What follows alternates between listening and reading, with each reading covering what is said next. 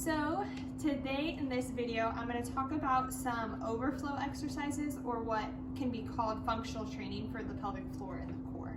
So performing pelvic floor contractions in a standing shows functional progression. So it allows for contractions against gravity while working with other muscles for support.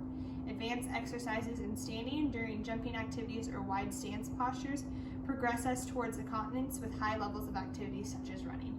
So these are more advanced exercises. If you have already maybe seen a physical therapist, or you have been doing pelvic floor therapy before, so these are some exercises you can use, but also these are some exercises that if you were to come see Katie and you had seen her for a while, she would give you these exercises as you progress through.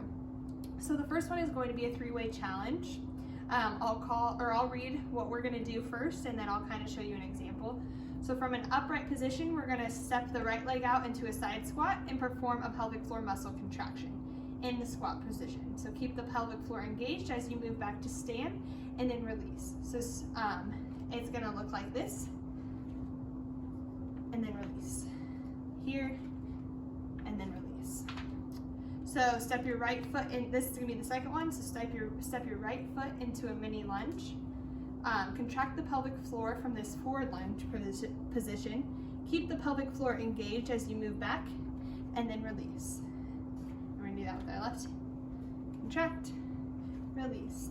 And then for the last one, step your right foot back into a mini lunge. Contract the pelvic floor into a backward lunge position, and then keep the pelvic floor engaged as you move back to stand. So it's going to look like this, and release.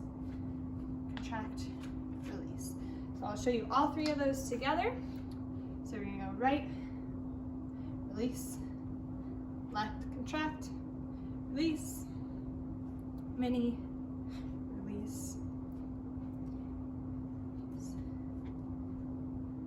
release, back, release. So that's the three-way challenge. You can do these, you can do about 10 each exercise, and or just whatever feels comfortable for you. So this one's going to be called a skate step, or you can call them skaters. So you're going to stand with your knees together, and your knees are going to be bent in a mini squat. You're going to first engage your pelvic floor, and then keep your right foot forward at a 45-degree angle, and then bring your left foot to meet. So we're going to go out just a little bit like this.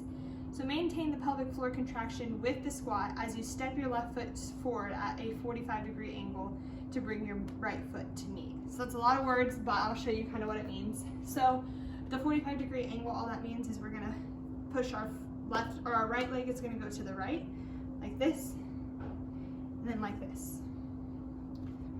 That's all that one is. Okay, so then we're going to do a hop to a jump. So like we said, these are functional trainings. We want to get where we can do standing exercises, jumping exercises, or wide stance postures while keeping a contraction. So first of all, we're going to bend our knees and bring our arms back. We're going to engage our pelvic floor and jump to the top. That's all that means. So we just want to keep our pelvic floor engaged as we land. So while you're jumping up and you're releasing, that whole time you want to keep your pelvic floor engaged. Just like that. Okay, so the next ones I'm going to do, I'll show you. We're going to do a couple of exercises supine, so on our back. So I'm going to come over to the plinth table. So the pelvic floor is one of the most important core stabilizers. So now that you have mastered contracting the pelvic floor, it's ready to train it with other muscles. So this is kind of a step backwards from the standing and jumping ones as well.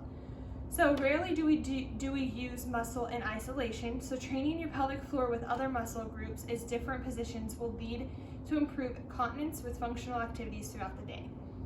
So the first one we're going to do, we're going to use a towel. You're just going to roll it up, and we're going to place it between our knees.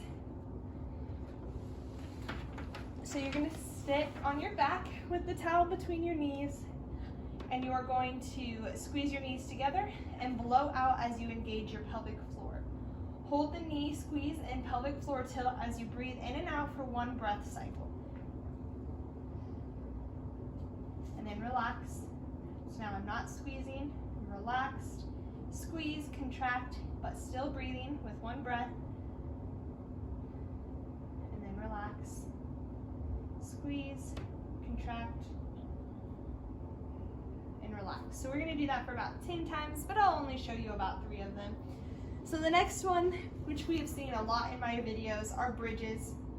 So we're going to perform a pelvic floor contraction as you squeeze your bottom muscles, raise your hips toward the ceiling at a comfortable height, hold for 3 seconds, and then slowly lower your hips with a lifted pelvic floor. Relax everything when you come back into the neutral position. So we're gonna go up, hold for 3 seconds, and then relax. And it's gonna be a slow relaxation. And then relax, up, squeeze, but make sure you're breathing. 1, 2, 3, and then relax, back down.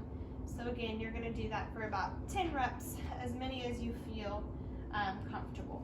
So those are just 2 exercises. Like I said, I did this video a little bit backwards. These are exercises to start out with, and then you will hopefully progress to some standing and jumping and different functional day-to-day activities. So that's why it's important to see your pelvic floor therapist, learn how to do these contractions correctly and safely, so then we can learn how to do them in functional day-to-day activities. So if you have any questions, as always, feel free to reach out, but thank you for watching.